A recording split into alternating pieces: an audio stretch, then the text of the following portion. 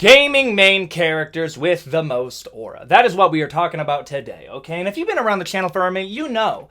These aura videos have actually become a staple of the channel, and I know some people are like, man, another aura video? And to you I say, brother, it used to be a lot worse. People that were around back in the day, bro, aura videos used to be literally 2 out of the 3 videos that I would make. Now it's been relegated to like once every 2 weeks, okay? And here's the truth. I would be lying if I said I did not enjoy filming aura. I enjoy filming every video that's on this channel. I do.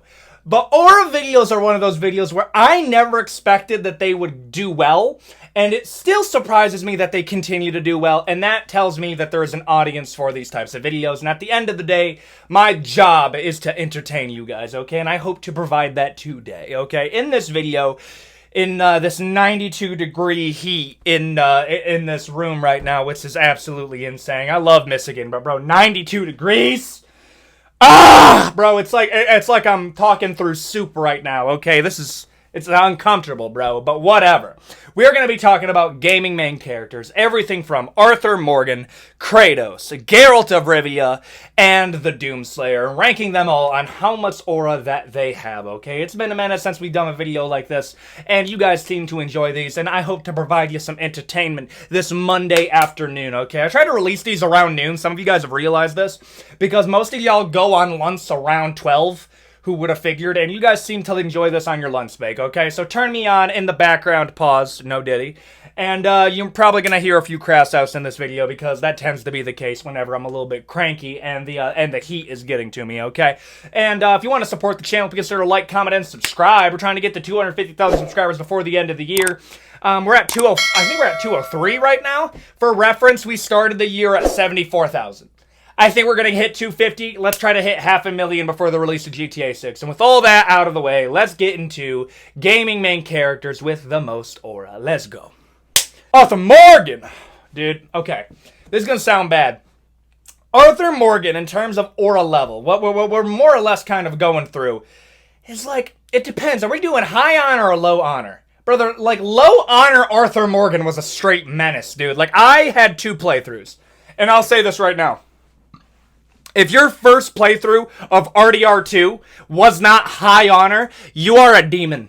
You are legitimately a demon. If you did not play RDR2 your first playthrough at high honor, you are a demon, brother. The devil looks up at you and says, oh shit, bro, I'm about to be out of a job. Because, like, it is so obviously meant that the ending of the game is meant to be high honor Arthur, that it's not even worth arguing. Bro, I am sweating right now. It's not that I'm nervous or I'm doing illicit substances. No. It's the fact that it's 92 degrees in this room right now. But where was I going to say? Okay. Speaking of sweating, this is going to sound bad. Arthur Morgan getting tuberculosis low-key kind of hurts his aura a little bit. It just does. And I'm sorry, dude. Getting yourself pieced up by Micah Bell, even though, like, let's be real, Arthur Morgan healthy absolutely destroys the rat Micah Bell. Dude, I have, like, 0 respect for Micah Bell in that game. Like, I remember when people were talking about Last of Us 2, and it was like, man, playing as Abby is so bad in that game. Imagine if you're playing RDR2, and after Micah gets rid of Arthur, you play as Micah Bell. Bro, Abby's more likable than Micah Bell. Micah Bell is a coward, bro. And all the homies hate Micah Bell. Micah Bell gets hit from everybody, dude. I hate that guy so much. Okay, when we're looking at Arthur Morgan, okay, when we're looking at Max Aura, and not even a question, it was the train robbery.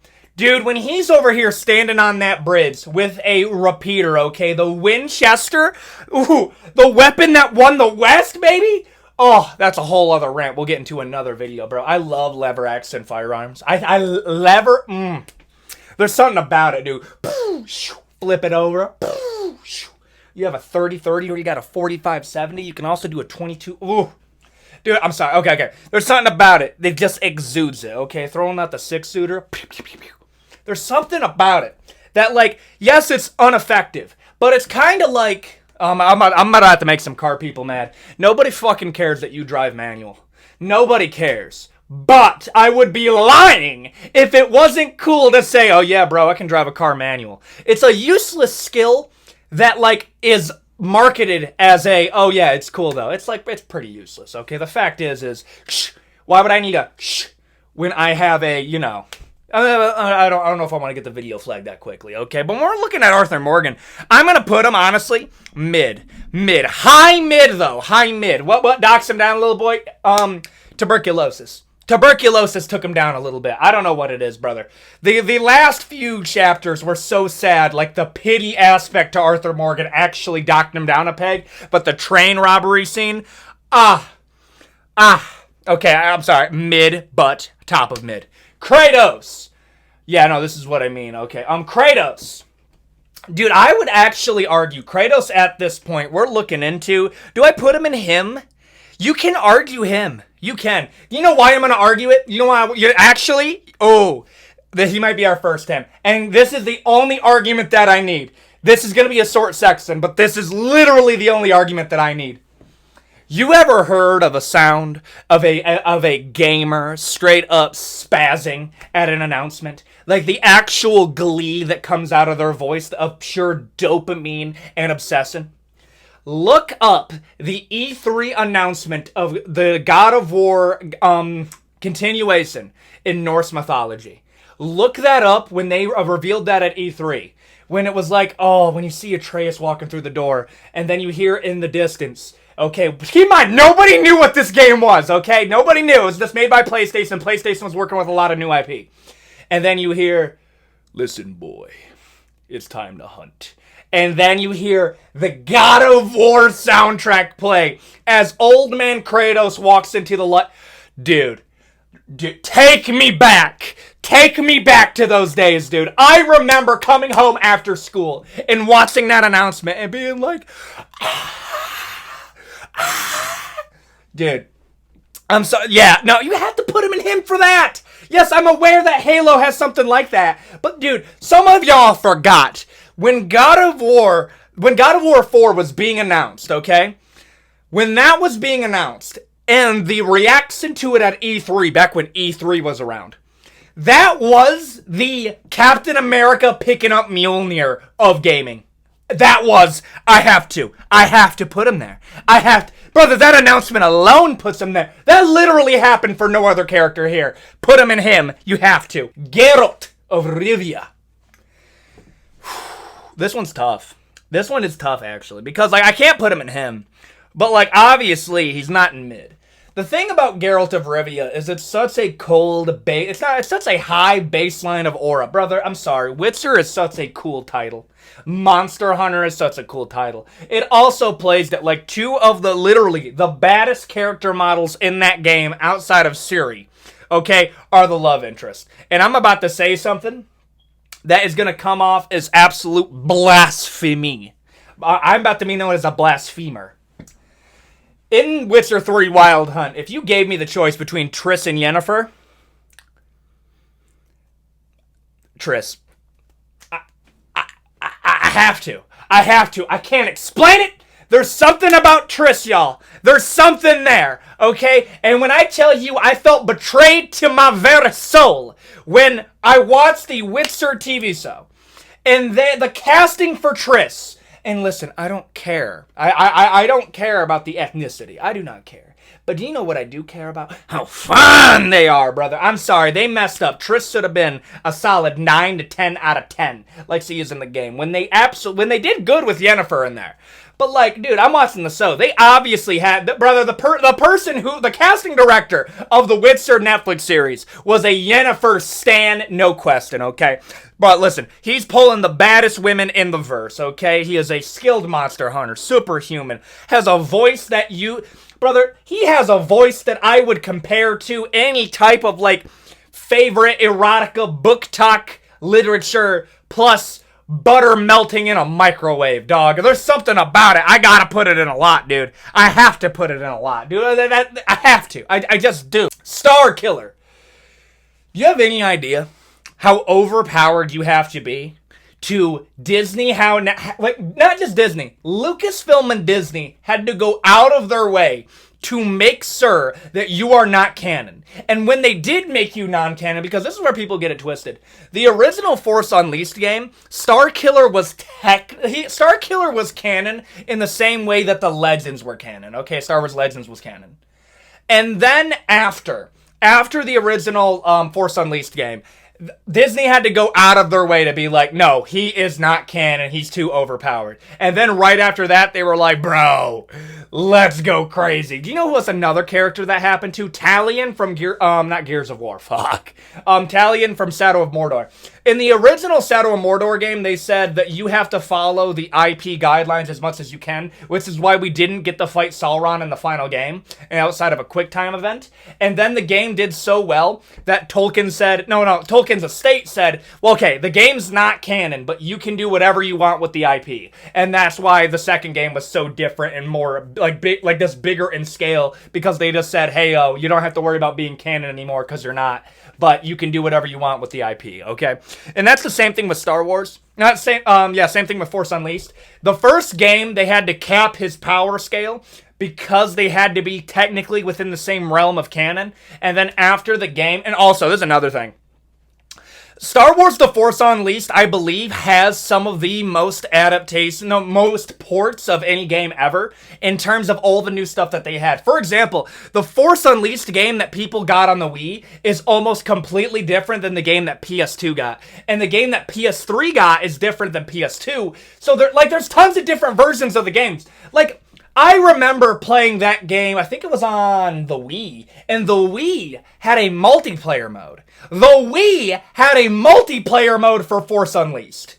No, that's crazy. That is just, brother, I'm sweating so hard right now. I'm losing aura as the day goes by. I'm putting him in a lot. I'm gonna put him in a lot. Why? Dude, I'm sorry, Starkiller, name is good. He beat everybody in the verse. He's basically Kratos of Star Wars. I'm gonna put him right there. Aloy. Now, before I say what I'm about to say, okay, I think the Horizon games are actually is one of the most underrated IPs ever made. You want to know why? Because the original Horizon Zero Dawn released within the same pay period as Zelda Breath of the Wild, okay? And understand this, I am a Nintendo hater until the day of my death, okay? I acknowledge peak when peak is created, okay?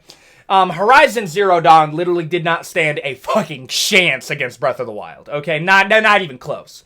And then they make another one. And the second one, guess what that game released by? Elden Ring. Horizon Zero Dawn is probably the unluckiest IP to ever be created. But that being said, the games are really good. I would actually say Horizon Forbidden West is one of the better games that came out for, I was going to say the PS5 generation. No, the PS4 generation, if we're being honest here, okay? I love this game.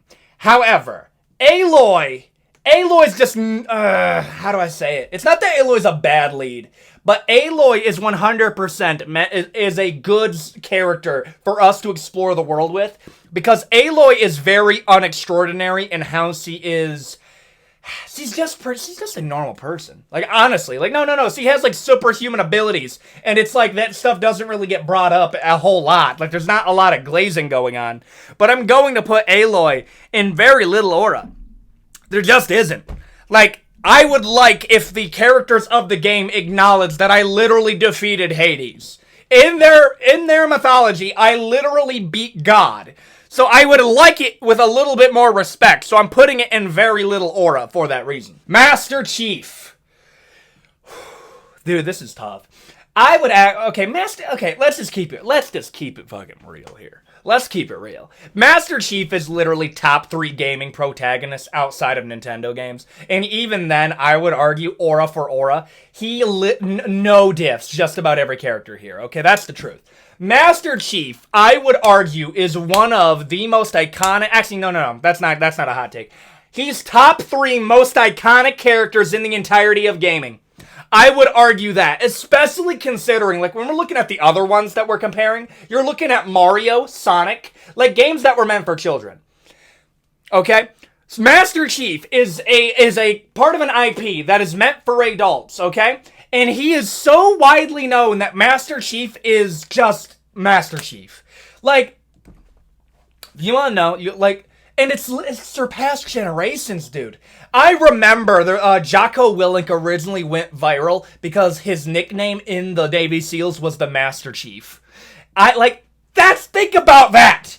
Dude, a Navy SEAL, one of the baddest types of people on the planet, gets a nickname from a fictional character from a video game, and that gives him more aura. I'm sorry, dude, come on, dude, okay, and we get into the lore aspect of it, the fact that the UNSC, humanity, was getting absolutely decimated by the Covenant until the Master Chief came in. He is a one-man army, nicknamed the Demon by the Covenant. I have to put him, I'm putting him in him. I just have to. And I don't know what it is. Kratos has a, I was gonna say Kratos has a, ooh. Does Kratos have a better theme than Master Chief? Does he? Ooh, my gosh, that's actually really tough. Who has a better theme? Kratos from God of War or Master Chief from Halo? That's tough. Actually, you guys can answer that one in the comment section. I'm putting Master Chief in him, though. I just have to. Arkham Batman. Another hot take. Arkham Batman is the single greatest adaptation of the character. Yes, outside of the comics. Comics don't count. Comics don't count because that's literally the source material. It's not. Okay, so that's a whole other thing. Arkham Batman, whenever a new, director wants to do, a Batman movie, if they were to ask, okay, so what should I look to for inspiration? The Batman Arkham series. The Batman Arkham series. That is literally one of the greatest adaptations of Batman there is in pop culture. I'm sorry, I think Arkham Batman is a better adaptation of Batman than Christopher Nolan. Yup. Sue me, dude. I think Arkham Batman is one of the greatest, if not the greatest, adaptation of the character outside of the animated series, when Batman was voiced by Kevin Conroy, which is actually the same voice actor of this, which also played... Brother Conroy, may he rest in peace, was the best voice actor of Batman. Losing Kevin Conroy as the voice actor of Batman, it will be up there. If we lost to Mark Hamill, okay? Mark Hamill as Joker, that would be less egregious than losing Kevin Conroy as Batman, okay? He is the voice of that character. Dude, in the games, Batman is so unbelievably buffed that he takes on the entirety of his rogues gallery in 8 hours. He 100%s the game in 8 hours. I have to. A lot. Up there with the Witcher. I just have to put him there. That's insane, dude. 8 hours? Get out of here, bro. John Marston. This is tough. I think John Marston has a little bit more aura than Arthur Morgan, okay? And I think a lot of the stuff that Arthur Morgan gets is the fact that Arthur Morgan more or less kind of little bros John Marston. But John Marston, as a character, go from being just a member of this outlaw group in the Dutch Vanderlyn gang, okay? And then becoming his own man, having a child, okay? Living a very relatively normal life. And being the guy to hunt down the members of his gang from back in the day. And just being like this hand of judgment to these people. Dude, it's kind of like... Dude, I'm sorry. The fit goes hard. The weapons go hard. His little speeches go hard. And even the enemies that he's going up against. I'm sorry. The whole conversation between John Marston and Dutch Vanderlyn will give you chills. Because you realize that they are not two sides of the same coin. But Vanderlyn is warning about something that John Marston did not know. And that is the untrustworthy nature of power. And, oh, dude, I love that. Okay. I'm putting him at the top of mid over Arthur Morgan. I do have to call some distinction. He's not over Starkiller. Carrier 6 from Fallout New Vegas. Brother, I'm sorry. Carrier 6 is basically a special ops mailman that got shot in the head and was left out to die in the Mojave Desert, okay? And as a wasteland, mind you. And then he wakes up after that, and the entire game essentially boils down to, who the fuck shot me in the head? That is him. I'm sorry. I have his helmet right here for a reason, because he has one of the coldest fits, one of the most demanding presence fits ever. Okay? In the wasteland, this man is pulling up with a 6-shooter and a Gauss rifle. Ugh! A lot. I'm gonna put him there. Fit alone puts him in a lot. I have to. The sole survivor from Fallout 4. Now, this is a good example of opposite sides of the same spectrum, okay? Both characters made by Bethesda, and there's going to be one more that I'm going to cover. But when we're looking at, actually, wait a minute. Wait, Carrier 6 wasn't technically made by Bethesda. Okay, that's a good point. Okay, so the sole survivor from Fallout 4, literally 0. Almost 0. He has one aura farming line that's optional, and that is against Kellogg, where if you have this face off with Kellogg, one of the speech options is the only thing that I hope for. is to go to hell so I can kill you all over again. And that is the most aura farming line he has in the entire game. Outside of that, bro is either a victim or a literal cardboard box level of charisma. It, like, part of the mistakes of, like, I don't know how to explain it. But there's something about, like, I hope we move away from, like, the customizable character with narratives thing. Because it's so hard to make a character that's customizable and make him be a compelling character. The thing about the Courier 6 is that there's an admitted wackiness to it. Where Fallout 4, at least with its narrative for the sole survivor, it takes itself a little bit too seriously for my liking. Courier 6, there is a admitted funny part to it, okay? I'm putting Soul Survivor. He has some aura, but, like, outside of that, I never really bought it. I just didn't, so I'm going to put him in some. The Dragonborn from Skyrim. Now, this is where I'm conflicted, okay? Now, this is where there's going to be a little bit of a crass out here, because I really... You're telling me, in all the times that Skyrim has been remastered again, to the point where it wouldn't even surprise me if they make that fucking thing run on a... Dude, at what point do we get Skyrim on mobile? When we literally get the entire game on mobile. Okay, and that is a remaster that we can play. Like, that should be a thing that's coming out. Okay, all of that. And all of those remasters, they can't fix the one issue where me, the Dragonborn, okay? The slayer of the firstborn of Akatos, the dragon god of time. I still get in trouble for stealing a sweet roll. I still get in trouble for stealing a sweet roll. Why do... Like, dude, I'm sorry. It's actually like it's a joke at this point. The Dragonborn is actually... He could become the new emperor of the entirety of the empire in Skyrim and could be the new heir. Overthrow this royal family that came to power after Oblivion. They could, in reason, do that. Meanwhile, I steal one sweet roll after literally saving all of reality, killing the firstborn of the dragon god, and going into the afterlife and icing him again. After all of that, I still get in trouble. I'm the Thane of literally every stronghold here. I could side with Ulfric's Stormcloak and decimate the entirety of Whiterun, even though all a brother wants to do is exterminate the Thalmor for the rats that they are, bro. Okay, I'm sorry. If you want to do Stormcloaks versus Imperials, by all means. I don't really care. If you side with the Thalmor, dog, I genuinely hope you walk down the street and stub your toe, and it doesn't hurt you enough to get you in the hospital, but it hurts you enough where you think about it for the entire day. All the homies hate the Thalmor, dude. The Thalmor can get it. Oh my gosh, the Thalmor can get it, dude. You know what? If I'm the Dragonborn's better than me, I am literally strolling up to the Thalmor homeland and bro, it's going bad. I'm putting the Dragonborn, honestly, in a lot. I'm gonna put him in a lot. I think that's valid. I do believe that's valid. The Hunter from Bloodborne. I know some people are gonna say, "Where's the Tarnist?" I'm just gonna do one, and I'm gonna go with the absolute most, and with the Hunter from Bloodborne. The Hunter from Bloodborne is the most aura farming motherfucker in the history of FromSoft, and I would actually put it above Wolf from Sekiro. Okay? The fact is that the Hunter from Bloodborne is on such demon mode that this man was suffered from an illness and got a mysterious blood transfusion from an eldritch god. And this guy who gave him this blood transfusion turned out to be a guy who made a deal with another Cthulhu entity called the Moon Presence, which essentially made the Hunter's dream a little pocket dimension out of time where they can't actually die. Okay? All of that. And the Hunter heard all of this and said, oh, wait a minute. So, like, I only have to do this for one night? Well, yeah, but it's going to be really, really bad for you. What do you mean? Brother, I've been waiting for a chance to get... I've been itching for a chance to get this anger out. Brother, in my personal headcanon, the Hunter from Bloodborne is Jack the Ripper.